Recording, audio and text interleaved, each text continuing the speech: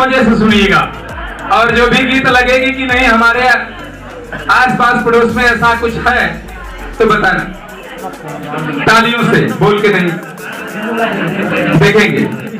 मैंने हास्य कविता लिखा आज के समाज के ऊपर, और ज्यादा से ज्यादा मेरी ये कविता जो है कमलेश्वर जी पर ज्यादा आधारित होगी। ये इसके सबसे बड़े एग्जाम्पल है, इनको देखते रहिएगा। और इन्हीं के ऊपर एक कविता लगभग ज्यादा रूप से सटीक है।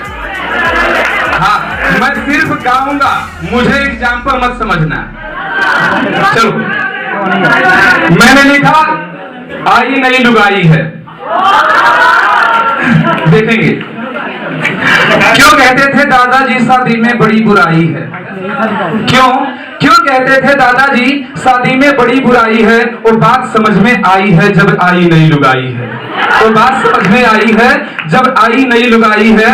21 वर्ष का था मैं जब ये घर पे रिश्ता आया था, बड़े खुशी से मैंने भी शादी का लड्डू खाया था।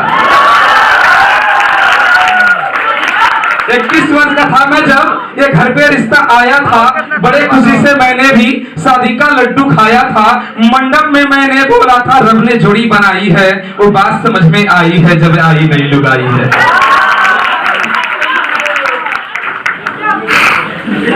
12 बजे का वक्त था जब 12 बजे का वक्त था जब पंडित ने ब्याह रचाया था।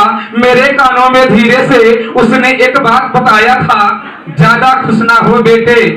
सर जी की तरफ देखते रहो, हम बस गा रहे।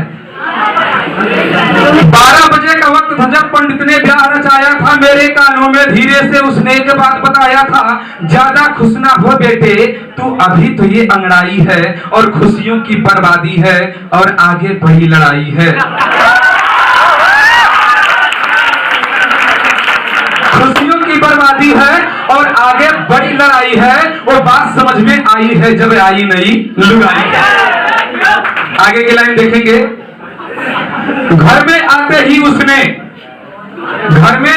उसने मेरा हाथ पकड़ कर बोली थी, और कितना रुपया रखे हो?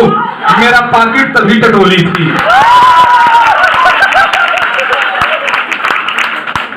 कितना रुपया रखे हो?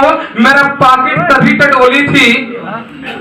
पहले ही दिन वो शादी का मुझे पहला पाठ पढ़ाई थी, और आंगन में जो पाए थे सब बाप की मेरी कमाई थी।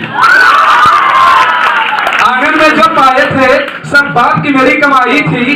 पॉकेट खाली रहेगा हरदम घर में अगर लुगाई है, और वो बात समझ में आई है जब आई नई लुगाई है। अंतिम लाइन में मैंने जो बाहर नहीं बड़ा सम्मान आत्मसम्मान की बात करते हैं, उनके घर की कंडीशन क्या होती है उसकी मैं बात लिखा। एक कविता का सार है, सुनेंगे ध्यान से।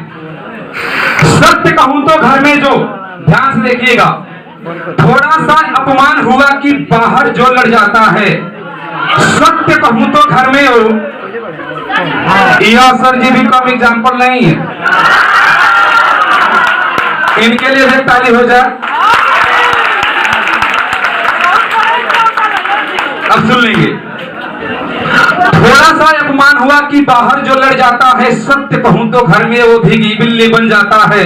खुद को शेर नहीं बल्कि जो कहता खुद को चीता है, और चौपट के अंदर होते ही चूहा बनकर जीता है।